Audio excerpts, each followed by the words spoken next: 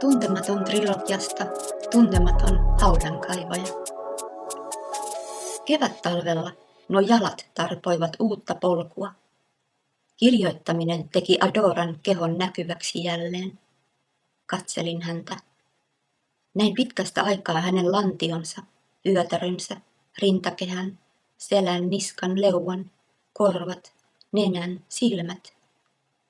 Otsaan oli ilmestynyt ryppy. Silmät olivat syvällä.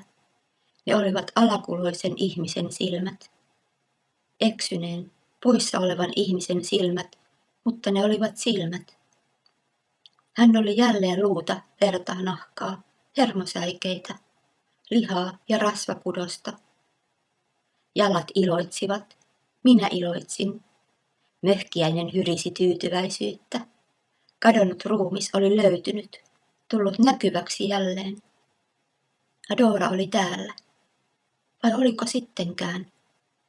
Hänen tietoisuuden taso näytti olevan sellaista, mikä on kaikille eläimille yhteistä, tavanomaista ja välttämätöntä silloin, kun ne ovat hereillä ja reagoivat ympäristöönsä, syövät ja juovat, elävät ilman sisäsyntyistä ja kokemusperäistä tunnetilaa, ilman tunteita.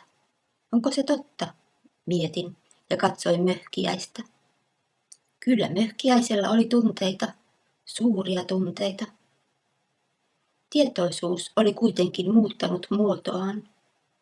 Adora uskoi, että tiesi, mutta samalla hän ymmärsi, ettei vielä tiennyt. Minä olen Dorothea. Kiitos, että kuuntelit.